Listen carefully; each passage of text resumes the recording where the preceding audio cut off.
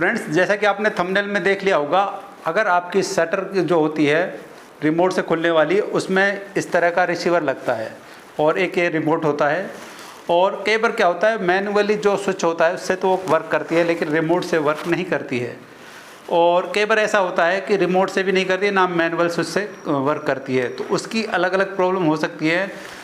लेकिन जब आप चेक कर लेंगे कि आपके रिसीवर में यहाँ पर जो इंडिकेटर होता है इसके अंदर, वो इंडिकेटर नहीं आ रहा है, तो समझिए इसका आप रिसीवर ख़राब है। तो आप इसको परचेज कर सकते हैं नया, और इसको नया परचेज करते ही इसको लगा के आप अपनी शटर को दोबारा से ऑन ऑफ कर सकते हैं।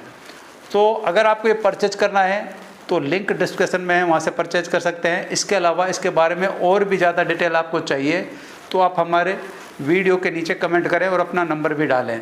और अगर आप अलवर राजस्थान में कहीं रहते हैं आसपास, तो हम आपको, अगर आपकी कोई प्रॉब्लम होगी तो आपको साइट पर जाकर सही कर देंगे, या फिर कमेंट के थ्रू, या फिर आपसे फ़ोन पर बात करके जो भी आपकी प्रॉब्लम होगी उसका हम सॉल्यूशन करेंगे।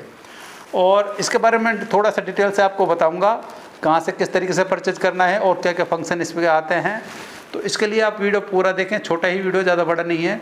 इसके अलावा शटर मोटर की कोई भी किसी भी तरह की नॉलेज आपको चाहिए तो आप हमें कमेंट करें, हम उसका रिप्लाई देंगे, और हो सकता है तो उस पर वीडियो भी बनाएंगे। तो दोस्तों आइए शुरू करते हैं वीडियो। फ्रेंड्स, यहाँ पर आप देख रहे हैं मेरे पास रिसीवर है शटर मोटर का, जिसको कंट्रोलर भी आप बोल सकते हैं, और इसके साथ रिमोट भी है।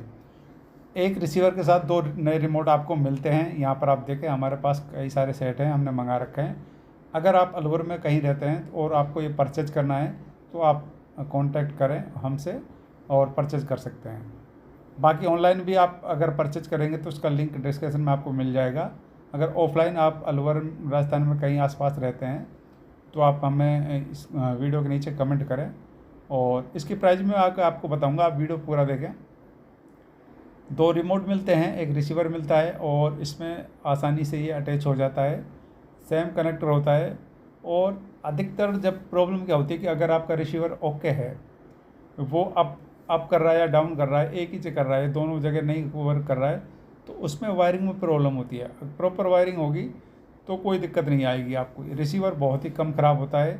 कई बार ऐसा होता है कि आपका रिमोट ही डैमेज हो जाता है, तो उस कंडीशन में भी आपको इसका कंप्लीट रिसीवर चेंज करना पड़ता है। यहाँ पर आप देख सकते हैं हमारे पास 4 रिमोट हैं, यानी कि 2 रिसीवर है हमारे पास, और ये हमने ऑर्डर पर मंगवाए हैं, और कहीं साइट पर ये लगेंगे।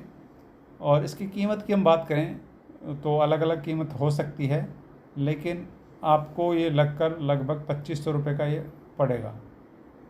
तो फ्रेंड्स, आपने देखा कि आपको ये कहाँ से परचेज करनी है, किस तरह परचेज करनी है। इसके अलावा कोई भी कैसा भी सवाल हो कमेंट करना ना भूलें, और साथ साथ में अपना नंबर भी डालें।